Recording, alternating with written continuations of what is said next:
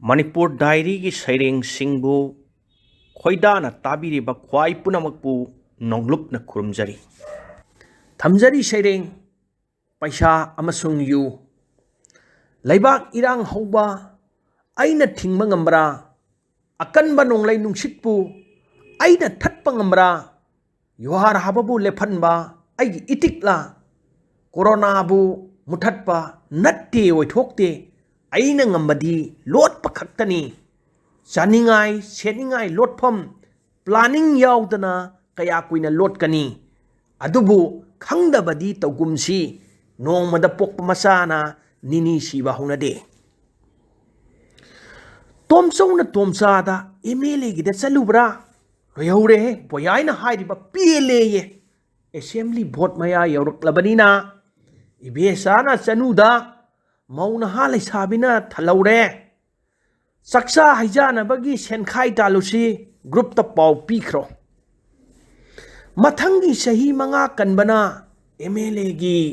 maruiba mathauni tomsa ibesa bu pelan bana Masigi election gi wakan gi lekonda apunba wakan sagat pada leite Peisa Amasung Yuu natana MLA gi maran karino aigi nangi haurokpam leibagum Peisa Yuu gi haurokpam na kadai dagino MLA gi wakal gi haurokpam na karino kudak ki wapam ni trip manga taurasi Yuu ganja number 4 laibak se punna senarakpagi MLA di aron balambi khangmani yamna hai laibak ngakpa miyang wi sakthung matpa Lairik-laisu gi labuki ising maisingi mikoki lupa manga ni sathokhi bani Electionda tomsa ibesana Masigi khongchat asina ningkhai batabani samasigi lairai se mutki batabani karam sobu khuchada lupki batabani khunai se nairaba ironungda taibangi yaifaba section mana punamakki yaifabani kaugumsi paipugi wafam se aina paisa sanayu nairaga oirakpagum anaiba taibang pan tomsa ibesana paisa do sathok lamdraba MLA Lairik-laisu gi mangal leiram laba kai thok lam loi paisa do chaksa haijana bada tomsa ibesana punamak khanglam laba Lairik-laisuna taibangi athoiba khulai ni Peisa Amasung Yuu na hendok thoidok na tauram loi election gi wakhan gi lekonda asumna taibangi khongthang se sanglam labadi mahikol gum ningthi jaram gani MLA gi saigo nu khungang da mahikol laibak irang gi mahutta mi gi magun yamna wanglam gani labuk lamsang ising maising watlam loi khunjagi thautu nung sumang khenjong langam gani palem panthaugi seba panglam gani budi logjingi putkaina pungthan thanduna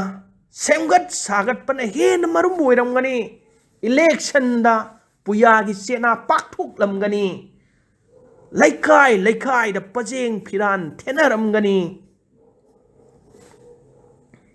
anauba pothoki anauba loksingi MLA do kangla sagum thauram gani maya do ka thoktuna lauram gani mikok na tanaba khunjagi sakthung yaunaba apunbagi satam oiram gani Peisa Amasung Yuu na modallam loi kaidaunungda yaifari Pungning thaugat pibo oina channel asibu like amadi subscribe tawbiu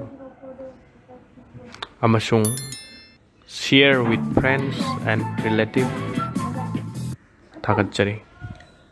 Peisa Amasung Yuu hairiba Seireng asigi nungi oiba wafamdi Peisa Amasung Yuu na Electionda yamna marang kaina shijinei Masigi maramdi miyamna paisa yamna pamba amasung Yuu yamna thakningba masina apunba ama sagatpa ngambanani election da mai paklaga MLA oiraga MLA to Lairik-laisu gi mangal leitrabadi miyam gi sakthung lakliba singdo seran-turan sinakituna amasung Karamchaoba wakhalda khara yenthokraga khara na maki lemhaunaba hotnai loinana khara amana mathung maram khangdana mangki aduna laibak irang tholei irang khudingmak se miyoi ama-mamna aranba tawrakhibadagi oirakhibani adubu aranbadi miyoi amana thatpa thingba ngamde Lairik-laisuna athoiba khulai ni MLA na